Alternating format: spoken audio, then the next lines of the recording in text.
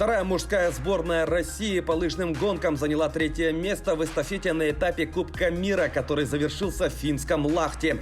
За команду бежали Илья Семиков, Иван Якимушкин, Андрей Мельниченко и Сергей Устюгов. Первыми линию финиша пересекли представители Норвегии, вторыми стали финские лыжники.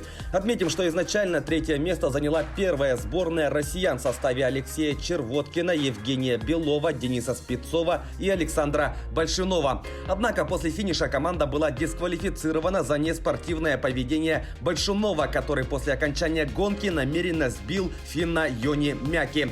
Следующий этап Кубка мира пройдет в шведском Фалуне с 29 по 31 января. Мужская сборная России по шорт-треку в составе Семена Илистратова, Дениса Айрапетяна и Константина Ивлиева заняла третье место в эстафете на 5 километров в заключительный день чемпионата Европы, который прошел в польском Гданьске. Победу в забеге праздновала команда Нидерландов. Третьими финишировали итальянцы. В общем зачете турнира россияне заняли второе место, завоевав 8 медалей. В их активе 4 золота, 1 серебро и 3 бронзы. Первыми стали нидерландцы. Тройку лидеров замкнули представители Франции. Следующий чемпионат Европы пройдет в январе 2022 года в Дрездене.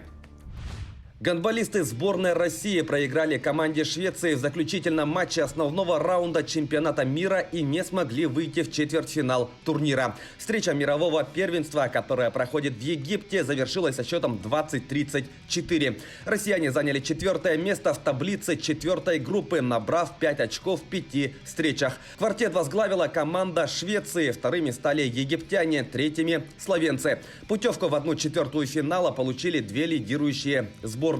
Матчи следующего раунда турнира пройдут 27 января. Дастин Порье одержал победу над Конором Макгрегором в главном поединке турнира UFC 257, который прошел накануне в Абу-Даби. Американец нокаутировал ирландца во втором раунде. Этот бой стал вторым в очном противостоянии бойцов. Впервые они встретились в январе прошлого года на турнире UFC 246. Тогда победу нокаутом в первом раунде одержал Макгрегор. Теперь на счету 32-летнего Порье 27 побед и 6 поражений. Еще один бой считается несостоявшимся. В активе Макгрегора, которому также 32 года, 22 победы при 5 поражениях. Гол студента Северо-Восточного федерального университета Янника Самплея не спас его ЛКС от поражения в матче чемпионата России по мини-футболу среди команд высшей лиги. В рамках 17-го тура регулярки Липецкий клуб на своей площадке со счетом 4-6 проиграл Северной Двине. В составе ЛКС помимо Янника отличился Алексей Белоусов, оформивший дубль. Также мяч в свои ворота отправил защитник гостей Евгений Хрушкой. У Северной Двины хэт-трик на свой счет записал Константин Чащин. Дублем отметился Евгений Уткин. Еще один мяч забил Данил Анциферов. Гол в этом матче стал для Самплея 12-м в текущем сезоне. Его ЛКС продолжает возглавлять таблицу Западной конференции, набрав 40 очков в 17 матчах.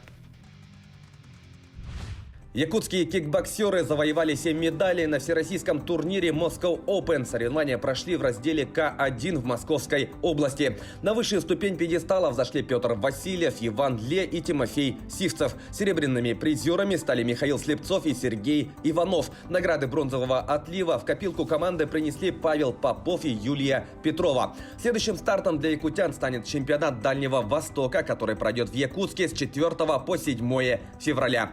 Таковы главные спортивные новости к этому часу. Занимайтесь спортом и будьте здоровы!